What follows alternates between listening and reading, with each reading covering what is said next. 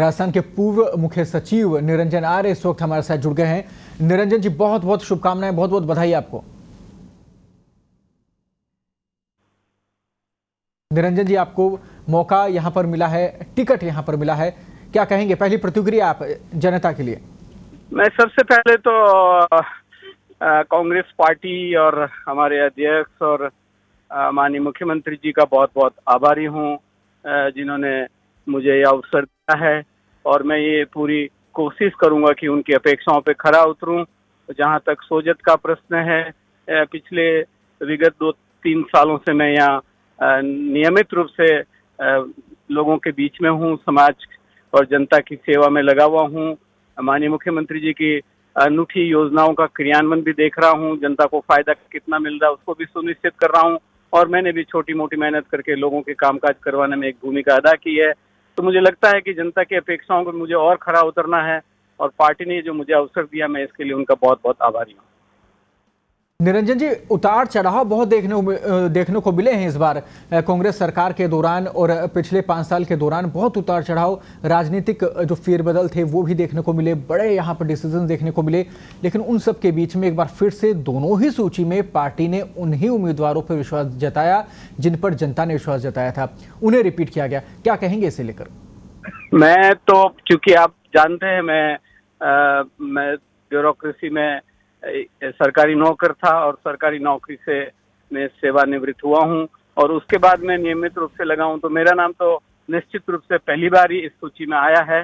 तो मैं तो इतना ही कहूंगा कि जनता की, जैसा कि आप कह रहे हैं कि जनता की आवाज को या लोगों को, भावनाओं को या जिता हुआ उम्मीदवार को ध्यान में रख के पार्टी ने निर्णय किया है।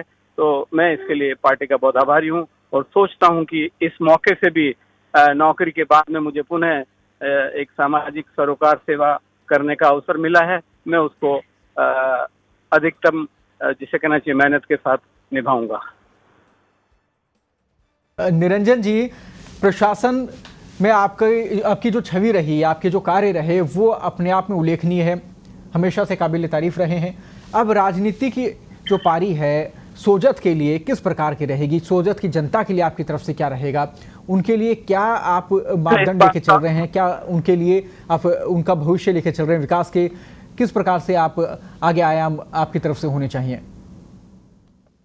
मैं इस बात का हमेशा पक्षधर हूं कि चाहे प्रशासन हो या राजनीति हो, अंततः तो हमें समाज के व्यक्ति की सेवा करनी है। नौकरी में भी होते हैं हम, तो अल्टीमेटली हम आम आदमी लोगों के लिए योजनाएं बनाते हैं, उनका क्रियान्वयन करते हैं। अब हम जनता से प्रत्यक्ष रूप से जुड़ के उन्हीं योजनाओं को देखेंगे। तो मुझे लगता है कि एक ऐसा मंच मेरे को अब मिला है, जो कि मेरे 32 साल की जो नौकरी थी उसका जो अनुभव है, और विभिन्न पदों पे मैंने जो कार्य किया, और एक मेरे को जिसे कहना चाहिए कि सरकार के सिस्टम को प्रथम दृष्टि से देखने का अनुभव, और वो मेरे दिमाग में हमेशा, मैं उस छाती को लेके चलता हूँ। उसको अब मैं जनता की छोटी छोटी आवश्यकताओं को लेके, जिसे कहना चाहिए क्षेत्रीय संतुलन को लेके, क्रियान्वयन के असर, जिसे कहना चाहिए पालना को लेके, निश्चित रूप से एक बेहतर। निरंजन जी, प्रशासनिक अनुभव आपका वाकई में स्वर्णिम रहा है, लेकिन एक और सवाल मैं आपसे लेना चाहूंगा कि जिस प्रकार से पहले प्रशासन में आप रहे, उस समय भूमिका थी इम्प्लीमेशन की, उस समय भूमिका थी आपको उस कार्य को लागू करवाने की, उससे कैसे आप आगे बढ़ाते हैं। अब आपके पास जिम्मेदारी आ गई है कि सब लोगों का विकास आपको करना है, कैसे आप आगे रीति नीति बनवाते हैं, यानी कि जनप्रतिनिधि की भूमिका। दोनों में किस प्रकार से आप अंतर समझते हैं, कितना अंतर आप समझते हैं, और कैसे आप इस भूमिका को अब आगे निभाएंगे? क्या क्या प्लान है आपकी तरफ से?